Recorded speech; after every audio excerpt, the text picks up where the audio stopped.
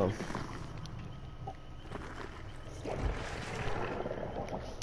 Hello, everybody.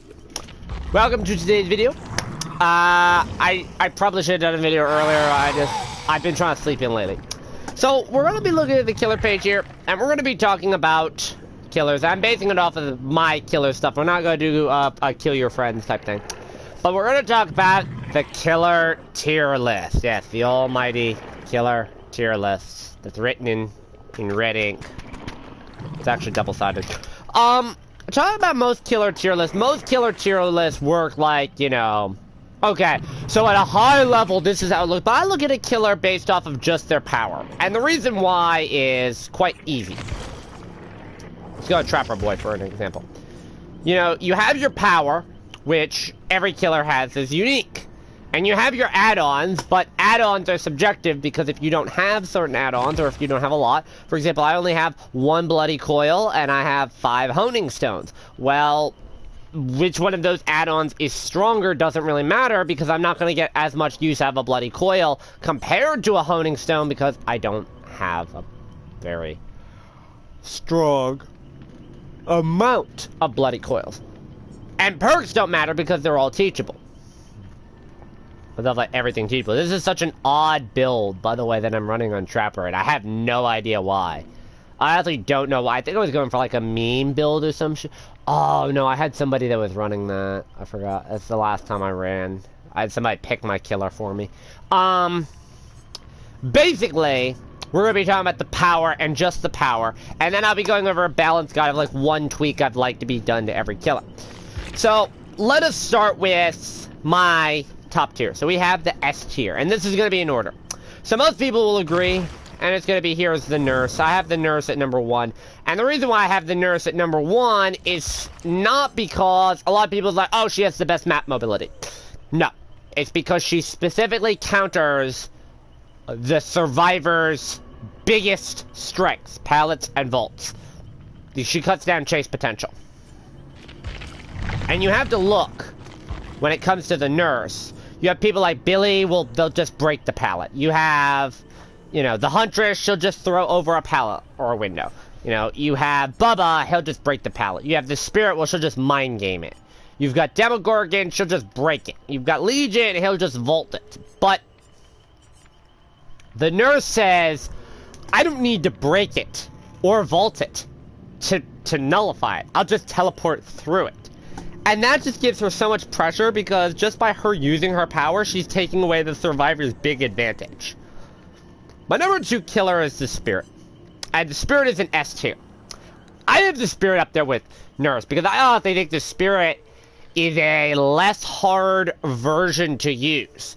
Not only does she have that teleportation ability, she can't go through things, but she has the ability to move around relatively unseen, and unlike a Wraith, it's pretty much instant. There's no notification, it's just she pops up in one place, and she disappears in another. And she really is just so overwhelmingly strong, because she mind games. She has mind games within mind games. You're at a pallet with her. You don't know if she's in her power. You don't know if she's baiting you. She can fake her power by just standing there with the red stare. She can move around and then instantly come back. There's so many things the Spirit can do to mind game and fuck with you that is really is a strength of Will's. And I think she really does deserve to be an S tier. A lot of people can disagree with that. That's fine with that. I think she is the solid number 2. Now, most people have Spirit and Billy fighting for 2, 3, you know, in the A tier. They have them in A tier. I have Nurse and Spirit in S tier, and I have Billy in A tier. And the only reason I have Billy in A tier is because his power is not in the insta-down. His power is in traversing the map. His power is in rev chainsaw and go across the map to create that pressure. Because a good survivor will force you to M1. They will force you to instantly down. They're not gonna sit there and go, yeah, I will chainsaw you. No, they're gonna force you to hit them with in my case, the giant piece of meat. Survivors like big meat in their face. And it smells too. But anyways, Billy's there. Now, I don't like Billy being there. But he's there. He has lethality with the instant because a lot of high-level people that they do like these tier lists, they go by high-level play only. I don't agree with that. They don't balance the game based around high-level only. You know, they look at, oh, you know, who has instant lethality? Well, if you want to talk about instant lethality, I mean, that's subjective. I could easily run... Do I have any... You know, you've got NOED, you've got nurses. Make your choice. Which really just nullifies, like, that's teachable perks that you can run that give you insta-downs. You know, you have people like Myers, Bubba, you've got Ghostface, you've got the Huntress with the right hatchets, you've got Clown with the right hatchets, you know, you've got Trapper if you step in the traps. I mean, these are things that killers have that grant insta-down effects. Insta-down effects are not that uncommon. So to say that pressure he can create by chainsawing because he can move from place to place, and he can break pallets a lot faster. So that's why he's at 3. Number 4, and this is usually agreed upon for A tier, is going to be Huntress, because what she has is long-range lethality. Now, you have to be able to aim the hatchets, but if you can aim her hatchets, she's incredibly effective. I know she's left-handed, usually, but...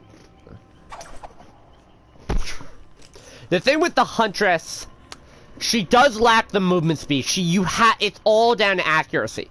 And while you could say the same thing about the Nurse, the difference with the Nurse is she has a larger hitbox when she teleports and hits you. The Huntress throws a hatchet. She also has to reload. And that reload time means if she blows all of her hatchets in chase, you know, even if she's hitting her hatchets, let's say she hits 4 hatchets and misses 1, but she hits 4 different survivors, now she's forced to M1. And it's a similar situation. This is the reason why you see Huntress and Billy in A tier and not in S tier, is because the Nurse is an M1 killer. The Spirit is an M1 killer. They have mobility. Their power is not something that is countered. You can't counter a Nurse and a Spirit. It all is down to the mind game. That is why they're so strong, why they're S tier. Insta-down, but if you can take away his insta-down, he's an M1 killer with good map pressure. And the Nurse is better at that. And if you look at Huntress, she's a long-range killer that requires accuracy. Yes, she can counter pallets. Yes, she can counter windows, but only with line of sight. Yes, you'll see those Huntresses that they're like, wind up, I'm Tom Brady! And they try and chuck hatchets across the map and they'll get lucky once in 100 throws. That's not the issue, though. The issue with the Huntress is when she runs out of hatchets, she's got 2 choices. Stop chase, reload, or just run away. And hunt people down with the axe. And she relies on bloodlust at that point. That's really how you can abuse a Huntress. That's why she's not S tier. She can't be S tier because of that drawback. Once you learn a Nurse and once you learn a Spirit, there's no drawbacks to them. So we'll talk about number 5. Hello, Demogorgon. The Demogorgon is number 5, in my opinion. I have her in A tier. And I have her in A tier over the killer that I think should be in A tier. So we're going to talk about the number 6 killer, who is number 1 in B tier. And we're going to be comparing the two. And that is one Freddy McKrugerson. Both of these killers have insane map pressure off of their ability to teleport. But the difference between the two is the Demogorgon can control where she teleports, and her cooldown is slower. Her power is also more lethal than Freddy's. And that's key. She has better map pressure and she has better lethality than Freddy does. But she requires less setup, but she requires more setup than Freddy does. And Freddy, realistically, has more mind game potential. So why is Demogorgon an A tier? To be honest, the buff that they did to her where she now breaks pallets when she goes into when she does her little dash attack. is so crucial to her. Where she gets the shred, because shred breaks pallets now. That gives her chase potential. Big time chase potential. Because other chainsaw killers, the chainsaw killers that can realistically break pallets, and they have like a 50-50 if they're going to break the pallet and down you, or if they're just going to break the pallet if they get stunned. Their downside is you don't know that. With Demogorgon, now you know. So now she has a very fast-acting lunge attack. And it's a very strong, fast-acting lunge attack. She dashes in your face and she says, fuck you to you. And yes, she has a big trade-off where she can't recycle her traps. So if survivors don't destroy her traps, and she puts them in the wrong spots, they might be outdated, but she still gets that period of undetectability. She combines stealth with lethality and map pressure. But the problem is she's the jack of all trades but the master of none. She does not have the invisibility and the mind game potential that a Ghostface or a Wraith would have with the undetectableness. She doesn't have the map control that a Freddy, Billy, Nurse, or even a Hag can have from her portals. Now, her traps are a lot more defensible than a Hag. Hag's traps are set off, and you have a limited amount of time to teleport and deal damage. The Demogorgon teleports through. She gets to see what they're doing if they're within the range when she does her little channeling of the abyss. But realistically, her power comes from her lethality with the shred. She has a little bit of stealth with the undetectable, and she has map transportation. She can move from point A to point B very quickly. The reason why I have Freddy at 6 and why I have Freddy in B tier is I think that there's one big issue that Freddy has that can counteract him. So we're going to ignore his traps and we're going to ignore his pallets for a minute there. Because those are also optional. Those are situational if you get the snaps, the traps or the snares.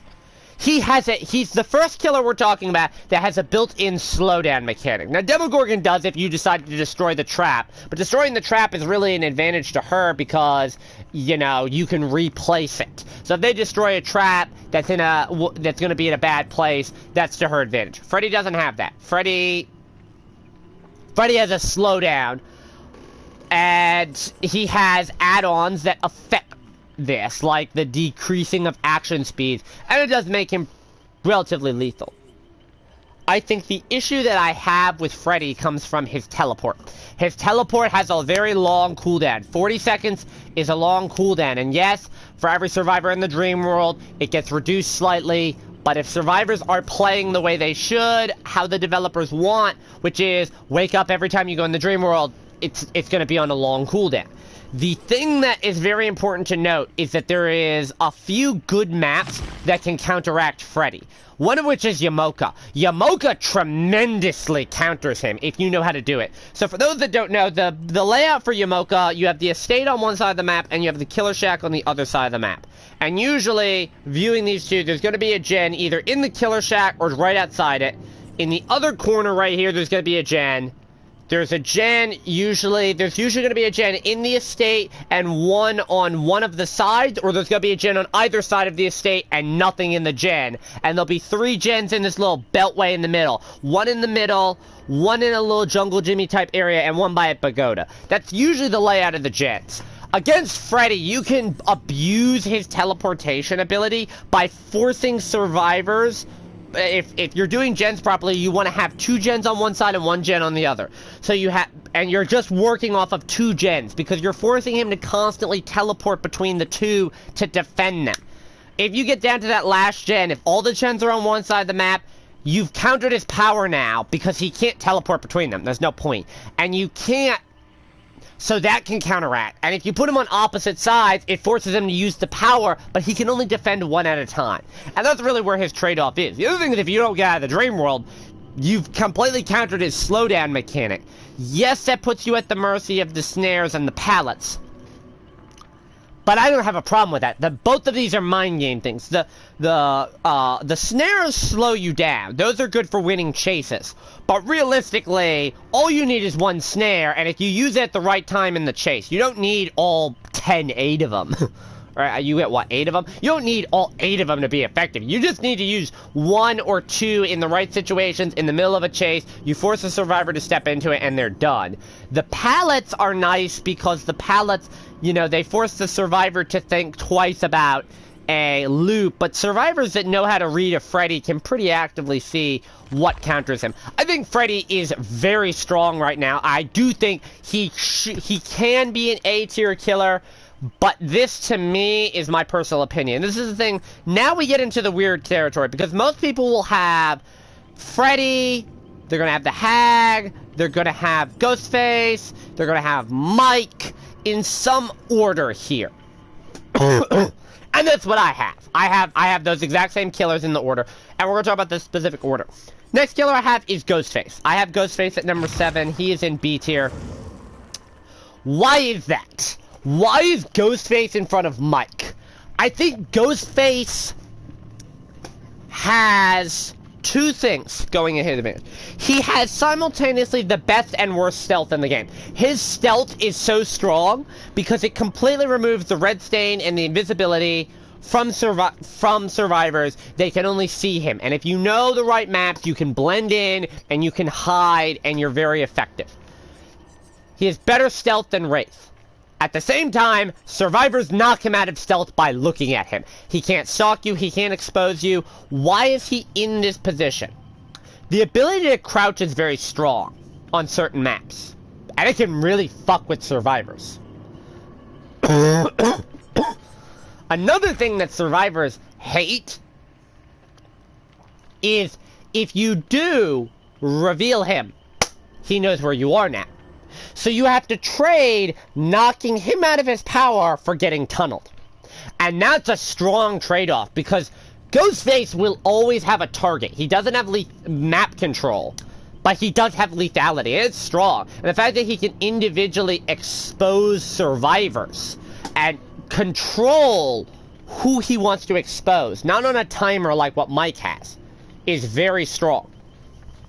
He has an unlimited amount of insta-downs if he can get them off. Aware survivors will be able to counter him. Inept survivors are fresh meat.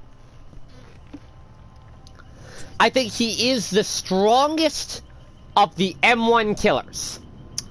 The killers that don't have any way to move around the map and don't have an additional down. Spirit and Nurse are M1 killers, but they can move around the map. Demogorgon and Freddy are M1 killers, but they can move around the map. Huntress and Billy are M1 killers if you force them to. I would say Ghostface is that strongest because he has more control over his insta-down and his lethality. He has more control over his terror radius, and if he gets knocked out of it, he can say fuck you to other survivors. The next killer we have is my personal favorite, which is Mikey Mike Myers. And Mikey Mike Myers is my personal favorite. I have a soft spot, but he's number 8. And the reason why, what Myers has is, there's a subtle mind game. He has map pressure, because if he's stalking you in a certain part of the map, you immediately go away. You're not going to want to stay and be stalked and let him build and get stronger and stronger and stronger until the knife is fully raised and everyone's tier 3. Mike does have 2 downsides. One is the fact that early game, he's weak. And if survivors run away, so he can't stalk them, he's fucked. He's seriously fucked. Now, yes, he has no terror radius. Yes, he's immune to survivors that try and detectify him. But he has slow as fuck movement speed, and he has a short lunge range. Which means for an M1 killer, the 2 things that he needs, which are movement speed to catch up to survivors, and a lunge range to actually hit survivors, are gone. You have to get to tier 2. Now, getting to tier 2, your terror rate gets a little bit bigger, and you're no longer immune to stealth perks. But you get a slight increase in movement speed and lunge range compared to a normal killer. It's very, very slight. It basically brings him to default. And he has a lot of power here. Now, by default, the way his tier 3 works is he has a normal terror radius. That's important. His normal terror radius is when he's in tier 3. All survivors suffer from the exposed effect. His evil within lasts for 60 seconds by default. But he can get it up 3 to 4 times if you stalk the survivors properly. The problem with Mike is he has 2 issues. One is he can run out of his tier 3, which is a big problem. When you run out of tier 3 on Myers, the ability to get to tier 3, for example, if you sacrifice or kill someone that still has a lot of stalk left in them, if you don't manage your stalking properly, he is completely fucked. Because if you kill the people that are full on stalk meter, if they die, like they die on first look, they suicide, or they DC, you're fucked. Well, if they DC, it's kind of like spread out, if I remember correctly. He has nothing to help him in a chase. He has nothing to help him with map pressure. All he has is that I'm stalking you, you need to run now, and you need to go very fast. That's all he has, though. And it's fun. It's very fun to get to tier 3. And for that limited window, you don't give a shit about anything. Go ahead, pallets on me. I'm gonna fucking swing through it. Go ahead, vault that window. I'm gonna swing through it. He gets faster movement speed. He gets faster vaulting speed. He gets a larger run joint. He basically turns into Hulk. It's Hulkenstein Myers. But the downside is, he just doesn't have practicalness. You rely on other abilities to slow the game down, like your perks to slow the game down. He doesn't have anything built in to slow the game down. All he forces survivors to do is run away and hide. So as much as I love Myers, he is number 8. And I'm giving him the nod over the Hag, who realistically may be a better killer. But in my opinion, the Hag is more counterplay. The Hag is a very, very odd killer. So what she does, she's a smaller killer. She runs around, she lays traps down the ground. She draws these little triangles, these little love triangles on the ground. And if a survivor triggers it, she jumps up and goes, "There!" and can teleport to it and can whack you with it. Basically, all of her power comes from her ability to pressure the map. There is 3 big trade-offs to her. 1. You can destroy these traps with flashlights, and you can crouch walk over these traps. So, all of the very immersed blendettes that just hide with their urban evasion, they say fuck you to the Hag. And any of those flashlight cunts that run around, I'm gonna blind the killer. Oh, it's a Hag. Oh, I'm not gonna blind the killer, I'm just gonna destroy all of our traps. Click. Ha! Zip up out of your traps. Yeah, she gets a notification, but it doesn't really matter because she has no map control without that. Well, she has a lot of knowledge. She's on the other side of the map and a trap trigger. She knows where a survivor is. She can get there. So that's a big weakness. Here's the big problem with her, though, is her stats. There is one add-on that is incredibly important, and that's the Dried Cicada. That increases the distance from which she can teleport to her traps, and it's fucking immense. Because of the fact that it increases the range she can teleport to 70 meters, which is pretty much halfway across a map. The problem with this is, if you don't have an add-on to increase the distance that she can teleport to her traps, 9 times out of 10, you're going to be out of range in most situations. Now, you can counter this by increasing the duration that a trap is tripped and you can teleport to it. But it's better to have the range than it is the duration. The duration doesn't matter because once it runs out, you're fucked. The range is more important. And you could say, well, the effective trap range. What does that mean? That increases how far away they are. So if the trap is here and they have to be here to trigger it, it's now they have to be here to trigger it. That's not that strong because that just helps you activate the power more. Generally, the Hag doesn't need any help activating her power. What she needs is to get there faster.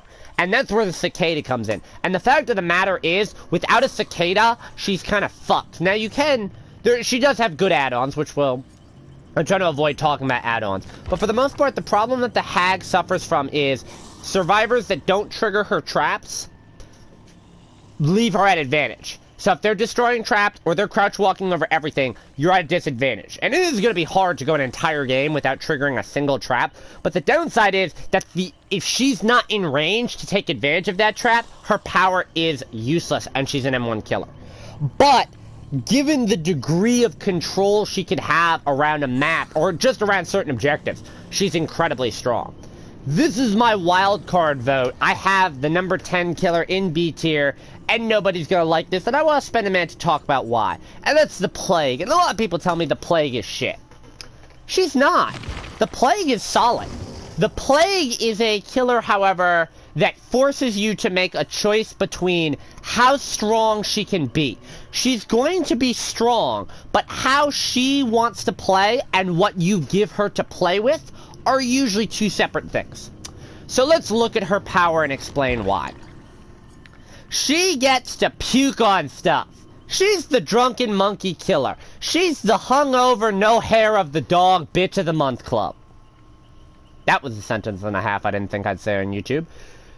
Basically, she pukes on shit, and it infects you. And at full infection, you become broken, which means you're one shot. Now, the way you can remove this is to cleanse, but doing so turns her green, ew, infectious puke into instant Ebola virus in your fucking face, insta-down type stuff. I'm being overly dramatic, but let's... Basically, to puke or not to puke. That is how we're going to look at it. To not puke is what most smart survivors do. Hold on, she's gonna say something. She likes to interrupt me when I'm talking. That's why I don't like sitting on the Plague screen for too long, because she likes to chant and... Oolululu. I think she's gonna blow something up. Anyways, if the survivors don't cleanse, they don't give her red puke. Now, this is strong. This is very, very strong if they decide to do that. Because all of the survivors now are one-shot. And she gets a decent amount of map knowledge. She gets to see what survivors are interacting with. Because when they're infected, they leave behind that green infection on whatever they touch. They touch totems, pallets, vaults, gens, lockers, chests. Doesn't matter.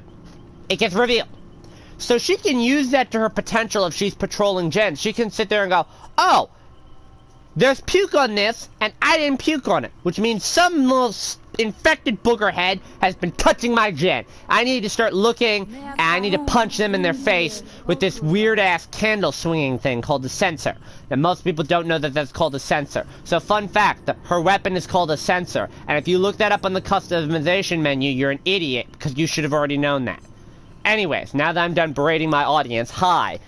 The problem is, if you don't want to be one-shot for the entire game because you can't juke her or you're just too lazy to do it, you then give her red puke, the corrupt purge. This basically turns her into a slightly shorter range version of the Huntress. She has a wider area than the Huntress does, but it's a shorter range. Wide but short. I guess I'm trying to compare female killers like penises, and that's not really a fair thing to do. Comparing a Huntress to a Plague. That's like two very, very wrong sounding names for a Black Widow. Like, if you're gonna describe Black Widows by categories, yeah, there's the Huntress Black Widow and the Plague Black Widow. That's just like two varying degrees of creep factor you don't want to deal with. And to be honest, that's kind of the point. If you give the Plague her red puke, she will punish everyone without bias. But if you just stay broken, she can only affect the people who are broken. But it negatively impacts other people because they can't interact with the same shit you are without becoming broken themselves. So the trade-off is, do you want to stay injured and play like a filthy no-mither, or do you risk giving her red puke and potentially just destroying everyone? Because she could hit a lot of people. It's 60 seconds like Myers. But unlike Myers, she doesn't have to get in melee range. She's like, oh, nice pallet. Blech.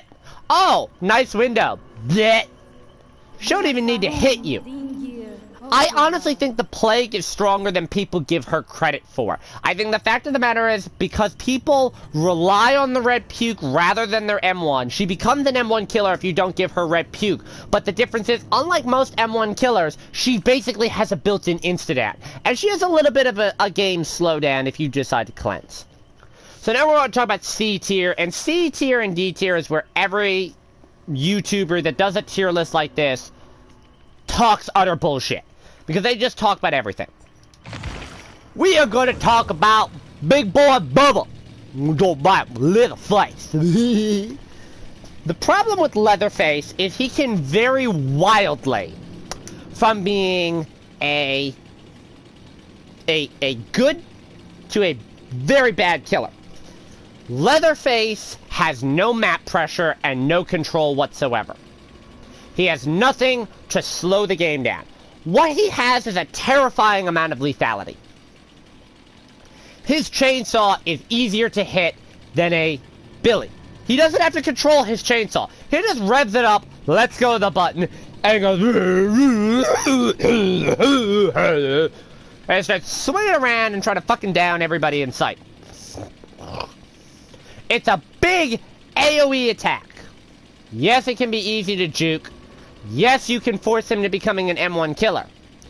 But the fact of the matter is, a Leatherface is a scary notion because of the fact that if you don't have a pallet and you don't have a vault, you're fucked. You've got to hope and pray you can juke him on a rock. And a good Leatherface that knows how to control their chainsaw doesn't care, because he's going to hit you. And it's an insta-down. It's probably the easiest insta-down in the game, other than a Ghostface or a Mike, to get. And I have him here because the insta-down is strong.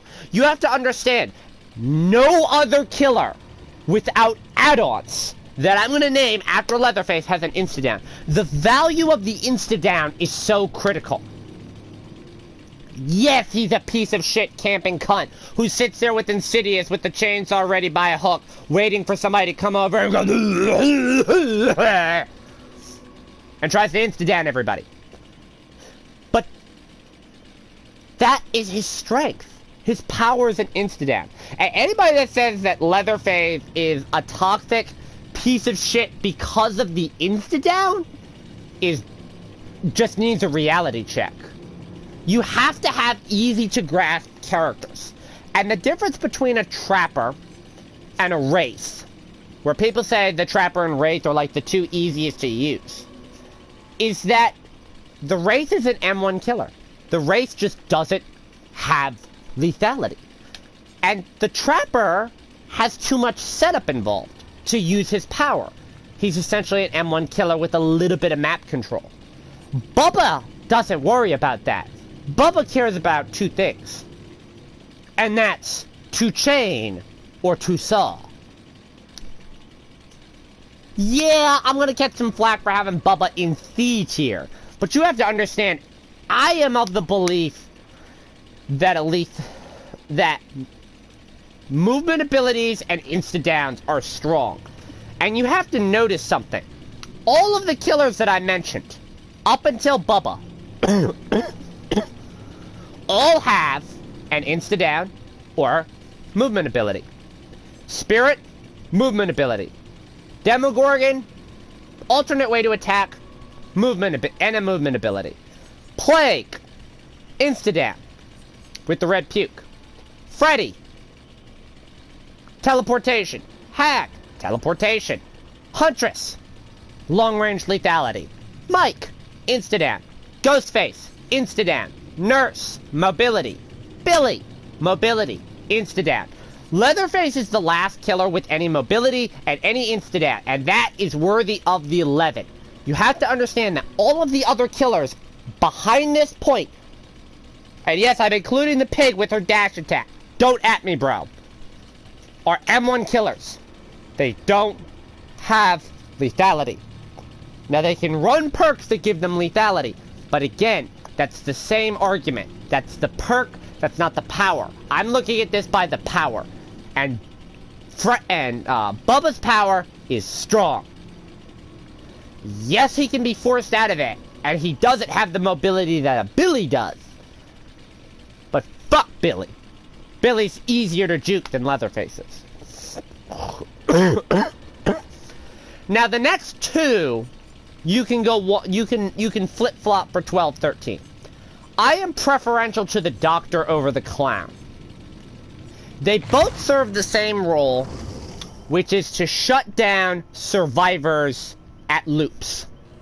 That's what they do. And now both of them are beaten by the Spirit, who is a mind game inside of a mind game that got swallowed by a bigger mind game and was then shit out into an even smaller but stinkier and much more vile and concentrated mind game. She's just mind games, right? These two don't really have that. They're a lot more blunt.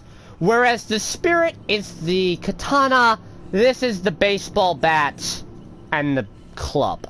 Even though the Clown doesn't have a club, he has a knife. I'm not counting it. It's very dull. It's like this knife that I have that's not very sharp, that I use a lot as a prop. It's not sharp. It's a bread knife. Can't tell. It's a bread knife, but it's not very sharp. I'm rubbing on my hand full force, and it's not cutting at all. It's not very sharp. That's what I'm saying. I need to go sharpen it, but then I'd be a serial killer. No, I don't have a spoon, so I can't be a serial killer. Anyways, I'm getting off topic again. Doctor. Doctor has one advantage over the Clown, and that's annoyance factor. Who would you rather play? A Clown, who is arguably more lethal, or a Doctor who just fucking annoys you? The Doctor has a built-in slowdown mechanic with the snap out of it if he gets you to tier 3. He also has the ability to shut down certain loops by shocking you at the right time to prevent you from throwing down pallets or vaulting, which can sometimes guarantee hits. It's iffy. What he has is the moving skill check bullshit on your screen, which makes it harder to get shit done. He also has the snap out of it slowdown mechanic. You can't repair, you can't open gates, you can't heal, you have to snap out of it. He could also detect survivors by randomly shocking and walking around the map. Now, for tracking, he's not the strongest thing. Like I said, I think the Plague is stronger at tracking. He doesn't have any lethality. He doesn't have anything special to down you. He doesn't have any map pressure. He doesn't have any way to get around the map faster. In fact, when he's in his treatment mode, he moves slower. What he does is he annoys survivors. He can track survivors, and he can annoy the ever-loving daylight out of them. And that is enough, in my opinion, to make him the strongest of the shit tier, if you will. If you want to call every killer without a movement ability and without an insta-down or some type of long-range pressure, if you want to call them the shit tier, the killers that low-level survivors use, if you just want to M1 people to death, the Doctor, I think, is for you. Because he pisses the ever-loving daylight out of people. And nothing is more fun than pissing the ever-loving daylight out of survivors. And I truly, honestly mean that. I get so cynical playing the Doctor. I just love shocking people and watching as they fail skill check after skill check. Doesn't matter what rank you are, you're gonna fail a skill check once in a while. I think the problem that the Doctor realistically has is that he doesn't have any guaranteed effect. He just has the annoyance factor of shocking you and forcing you to snap out of it and fucking with your skill checks. And once you get out of the cycle of snap out of it and pay attention to the screen more carefully, he's pretty easily countered. So that brings me to the Clown. Why, if the Clown is more lethal, do I have him here? By the way, I think that is a really creepy clown face, which is why I got it. I don't like looking at my own clown. He's creepy. Ugh. Fucking works. Stupid fucking clown. Let's be honest. The Clown is a fast fucker for as fat of a butterball as his dumbass is. But what does his power do? He throws a bottle, and it slows survivors down. Now, usually that's enough to guarantee a hit, and it counters out Dead Hard to a limited extent, which is kind of nice. And exhaustion perks like Lith or Balance Landing, because it slows you down. Basically, his power guarantees him a hit at a loop. And it lets him win chases very quickly. He throws the bottle, and you're done. But if you're not affected by the bottle, if you're not affected by the cloud, he's just an M1 killer. I think that's really the trade-off. He's an M1 killer. The only insta-down he has comes from an Ebony add-on. Do I actually have it? I should have it. I do. No, I don't. I actually don't have one. Wow. I only have the middle finger. I don't have the pinky's red finger. Or whatever the fuck it's called. The red pinky finger. Whatever it is. But it's one where if you hit someone directly with the bottle, it does that. The problem that I think a lot of people don't really realize is his power is very weak. It gives him a little bit of map pressure, because he can throw a bottle and you can't go in there without letting him know. Unless you run Calm Spirit, which kind of counters that. And you can't really have a great deal of success if you're not hitting people with the bottle. The only reason, by the way, why I have him so high up, he has an add-on called VHS porn, and that's funny. No, I'm just kidding about that. I'm not kidding about the VHS porn, I'm just kidding why I have him that high. I do think that's kind of funny. But realistically, the problem that you have with the clown is the fact that if you avoid the bottles, he doesn't have anything other than the M1. So, this is the controversial one. My last killer for C tier is the Wraith. The killer that a lot of people have in D tier. They have him as bad. Why do I have him here? He's an M1 killer. The other three killers that I'm going to talk about, which is the Trapper, the Pig, and the Legion, are all in the D tier because their power is actually a drawback to them. And that's what I want to talk about. The Wraith doesn't have a drawback. He does not have anything special about him. He is the most bland, boring killer there is. He doesn't move around the map quickly. He can't, like, teleport. He doesn't have any insta-down. He doesn't have any lethality. He doesn't have anywhere to scare you away from an area. He doesn't have a slowdown mechanic built in like Freddy does. He's just a boring, basic vanilla killer. He's in C tier, but he doesn't have a drawback to his power, and that's the thing a lot of people see. A lot of people like to look at the upside of a killer. That's why they have, you know, the Pig higher, or the Legion higher, or the Trapper higher. I'm not that. I realistically look at every killer. And the Wraith doesn't have a drawback to his power. He goes, ding dong, and he comes out of his invisibility, and he jump steers you. And yes, he has a very repetitive cycle of, he's invisible, he comes out of invisibility, he hits you, he goes back to being invisible, he comes out of invisibility, he downs you. To realistically win chases. He doesn't have a way to win chases. He doesn't need it, though. I mean, he takes advantage of things like NOED better than any other killer in the game. He takes advantage of NOED, he takes advantage of Make Your Choice. All those things he can take advantage of, and he can fuck with you. He has good mind game potential off of that.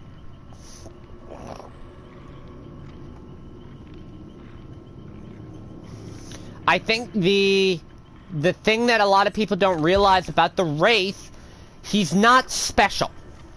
He doesn't have anything special other than he's invisible. He's a stealth killer. But the other stealth killers like that are good, like Mike and Ghostface, have lethality. That's why he's not up there with them. But his power doesn't contradict himself. So with that, we're going to talk about the D tier, and this is my opinion for the shit tier. Now, I'm going to talk about my number 15, which is the Legion. The Legion is in D tier. And the Legion is in D tier because the Legion has probably the best slowdown mechanic in the game, which is what makes this so sad. What he does is he hits you, right? And it applies the deep wounds, which is borrowed time, basically. And you have to mend self. And anyone that doesn't have deep wounds inside of his terror radius, he sees where they're at. So he runs over and he hits them. His power is one of the easiest to counter in the game, just like Ghostface. He misses an attack, it's over. He runs out of power, it's over. He hits a survivor he's already hit before, it's over. He gets pallet stunned, it's over. basically, the problem with the Legion, he can't apply insta-downs. He's an M1 killer, and he can't apply insta-downs off his power. It's a free hit on the survivor, letting them know, hey, here's a free hit. Here's a free hit. Go along, run along now. Take your free hit. One problem with the Legion is the annoyance is not up there with the Doctor. The Doctor's annoying because it's consistently annoying. The skill checks pop up randomly, and it's fucking annoying. Or you snap out of it, and that slows it down. This is what happens with the Legion. Alright. This is the Legion knife, right? Okay. He runs up, he whacks you. Most people just stand there, take the hit, and he moves on to the next victim. The problem is with the Legion, he hits you, he puts borrowed time on you, right? What do? You mend self. He moves on to the next victim. You can start healing, which his power usually recovers, and he starts the whole cycle over. He can stop people from healing sometimes. But his power is counterproductive to what he does. He wants to down you. He's a killer. He wants to hit you and wants to down you. And he can't do that with his fucking power. His power is good for tracking down survivors that he hasn't hit. And his power is good for annoying survivors. He has a built-in slowdown. Yes, he runs around the map faster, and that gives him a little bit of map control. Yes, he vaults pallets. But you can't reliably vault pallets in Windows, because you can only do it in your power. And, to be honest, you can't risk getting pallet stunned, which will knock you out of your power. You get stunned, you get fatigued, and you have to break the pallet. It's a triple stun, basically. There's no reason for that. Yes, you can run a build similar to what I run. I run Sloppy Butcher and Thanatophobia. Because I will hit a lot of survivors, and I make it very hard for them to want to heal, which leaves them all one tap. But my power actively counters my lethality. I can get the survivors weak, but I can't kill them. That's the problem that I have with him. He lacks potential. He has good tracking. He has good slowdown, but he just sucks. He can't down people in his power. I have to eat a fatigue, which is basically a stun, just to down someone. I have to give them time to get away, or get to a pallet, or a window, which is supposed to be my strong suit. No one's meter goes down if I'm near them. So I can't down them with the power. It's bad. It's utterly bad to play.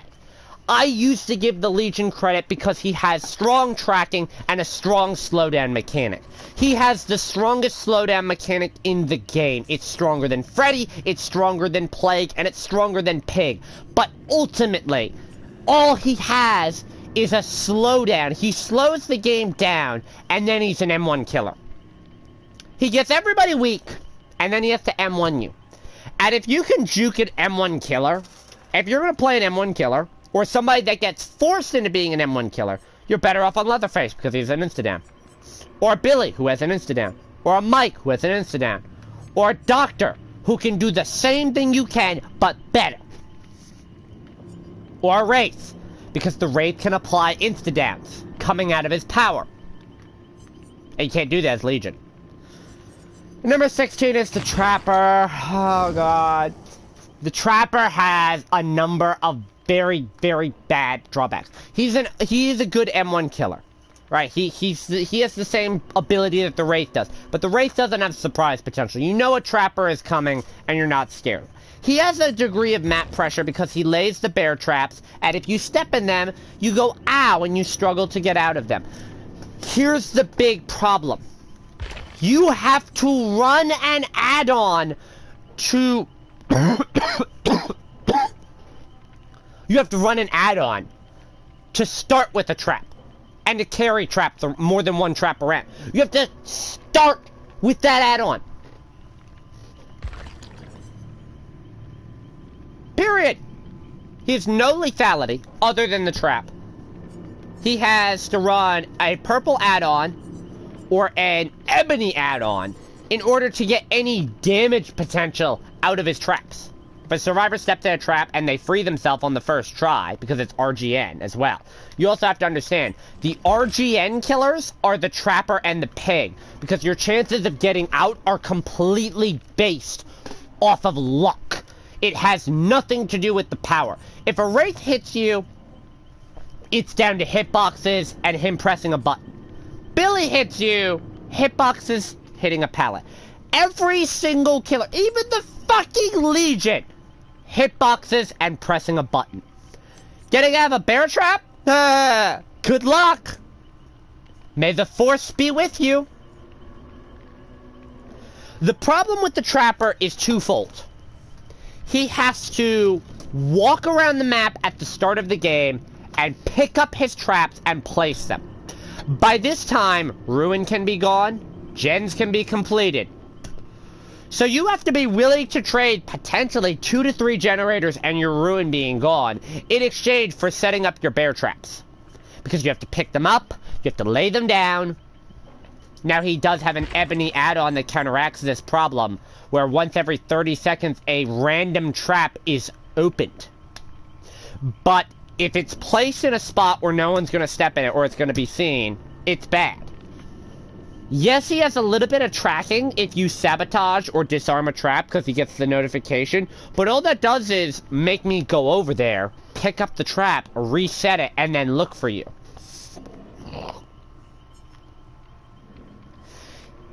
He needs a buff. He needs to actually have control. It shouldn't be an RGN if you get out or not, because survivors can get out on the first trap, or they can not get out at all.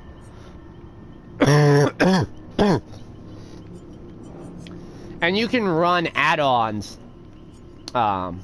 Here we go. The wax brick, which reduced the chance of getting out of a bear trap. Whoop-de-fucking-do if that works.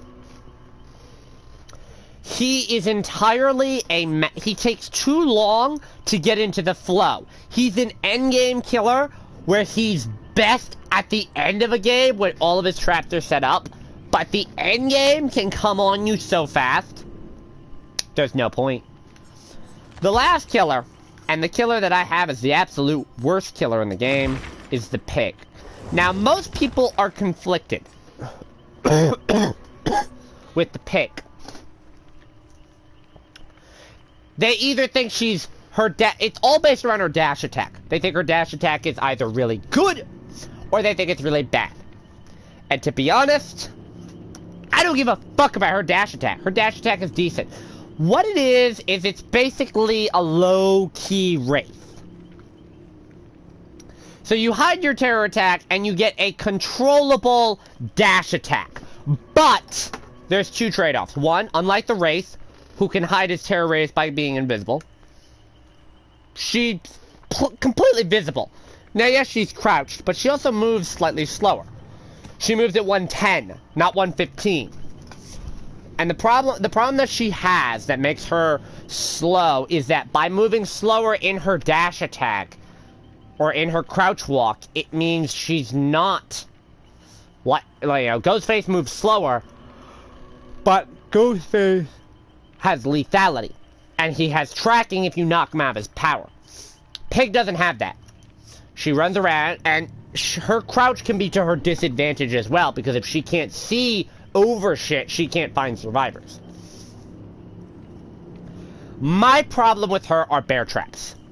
Bear traps are a slowdown mechanic. Two problems.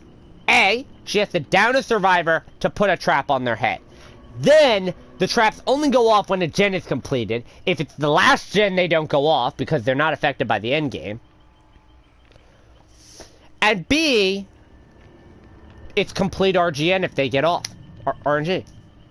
They can get off on your first try, they can get off on your last try. There are a number of things that you can do to make her power stronger. You can make rule set number 2 base kit, which I think is relatively good. But it's not going to be enough to make the traps stronger. And the other thing you have to balance, if you make the traps too strong, the dash attack isn't used. If you make the dash attack too strong, the trap isn't used. Realistically, though, her 2 powers offset. They don't do anything.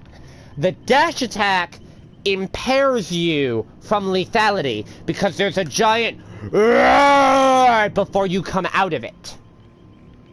Most killers don't even use the dash attack. They simply use the crouch walk to hide your terror race and then cancel out of it and just go in M1.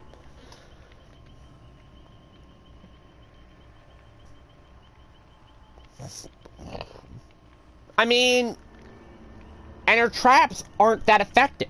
They're not effective in the endgame. They're only effective when a gen pops. Which means, if you have a trap on your head, I can walk around the map and cleanse all the totems, I'll open all the chests, I'll do everything. You could get every gen in the game to 99% and theoretically just run around and trigger all of the gens. You could literally just trigger all of the fucking gens and then get the trap off your head, and now there's nothing that she can do. Her traps are useless, and all she has is a dash attack, which if she doesn't have an insta-down, like Make Your Choice, or NOED, or Haunted Ground, you're fucked, and you have nothing. Another thing that people have talked about doing is making the face mask add-on, which blinds people when they have a trap on their head base kit. That is not very effective. That is the strongest add-on that she has. But the problem is, it's mandatory you run it because it's the only thing to really make someone get a trap off their head. And the other problem is, why do you want the survivor to get the trap off their head? She is encouraged... she is encouraged to tunnel the survivor with the trap on their head, rather than to just let the trap play out. Because all the trap is there is to slow the game down. At least with the Legion slowdown, and why I have the Legion in front of the pig. The Legion is encouraged to go after people because they're injured, they're weak. He can hit them and they die. But the pig, you just tunnel them.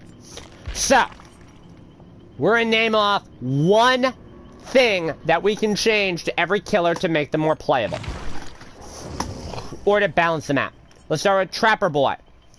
One change. He needs a way to be able to have more traps at his disposal. Not more traps in the game. The number he has in the game is fine. But he shouldn't have to start the game walking around and picking up every single fucking trap to set it. Wraith. Wraith realistically just needs something to help him with map control.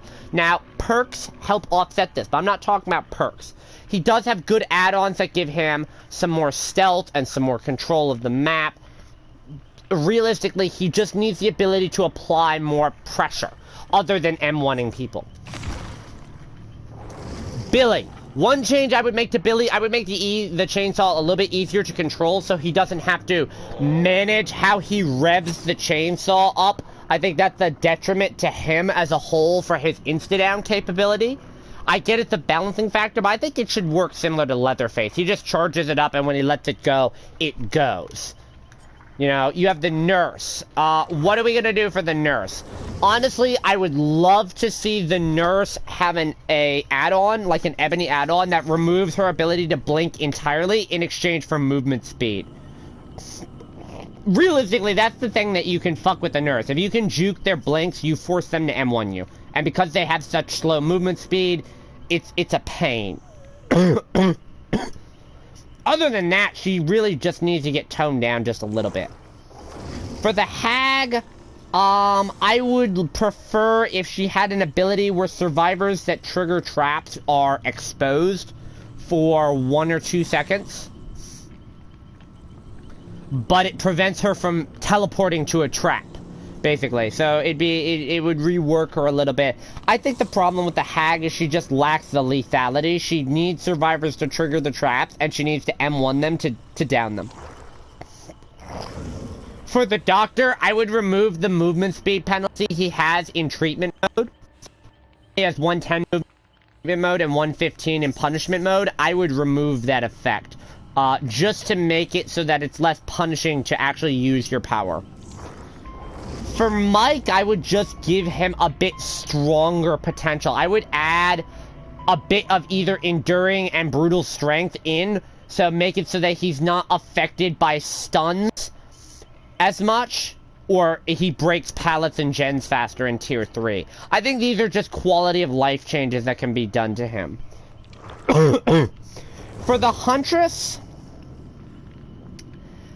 fixing hitboxes is one, but I think every killer realistically needs hitboxes fixed. I would say for the Huntress, I would make it so that her hatchets carry more momentum so that they travel faster if they're fully charged.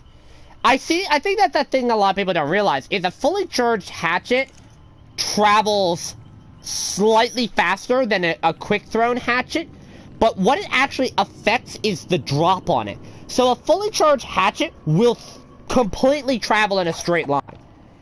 An undercharged hatchet will drop off. It follows an arc. So it actually begins, while it does travel at the same speed, it just begins to drop and it hits the ground. It doesn't travel a full distance. I think the fully charged hatchet should travel faster. But that's all I can really say. For Leatherface, they need to make it so that he actually has a more power. He has a power that's different from Billy. Or they need to rework Billy's chainsaw. But you can't have two chainsaw insta-down killers with Billy being vertical and Leatherface being horizontal. That just can't be a thing. They need to make him less campy as well. Like, they need to have a trade-off where if you have the chainsaw revved for too long, it malfunctions and there's a brief cooldown before you can use it again. That would be a balancing factor I would put in. For Freddy, the downside to Freddy is that he relies on mind games too much with the snares and pallets, and his actual power of teleporting is counteracted by survivors completing the game objective.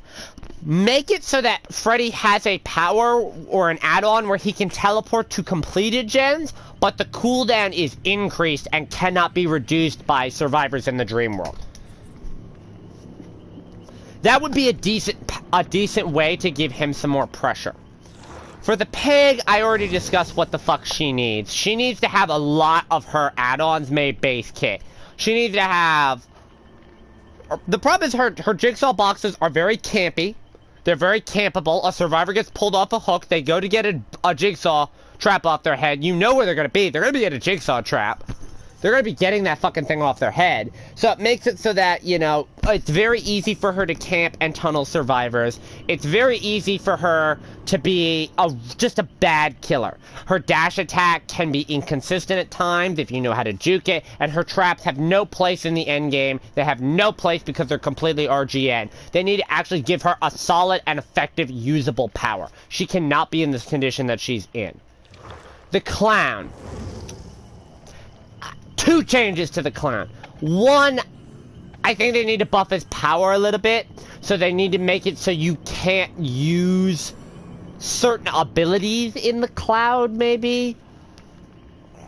Like, he has an add-on where you automatically are exhausted in the cloud, but it lasts for a duration. I would change that. I would make that base kit, but only while they're affected by the actual slow effect are they exhausted. Once that 2-second slowdown is gone, they're no longer exhausted. So it prevents them from using something like a Lith or a balanced landing, but only for that 2 seconds. It's not the 30 to 45 second exhaustion cooldown, which is pretty hefty. The other thing, I would make his belly more jiggly. I mean, he's a fat fucking clown. At least give him a proper jiggly belly. For the spirit, she's really fucking strong. To be honest, I would say the only thing that the spirit really needs is... I think she shouldn't be... I think she should be able to track blood trails normally while she's in her Yamokas. If you want to buff her. if you want to nerf her, I would make it so that the husk she leaves behind no longer has a red stain. So you can either buff her and give her better tracking, which she doesn't really need, or you can nerf her and take away some of her mind game potential. For the Legion, I would make it so that he can apply insta-downs in Feral Frenzy. If he hits a survivor that's already affected by the Deep Wounds timer with an insta-down, they go down.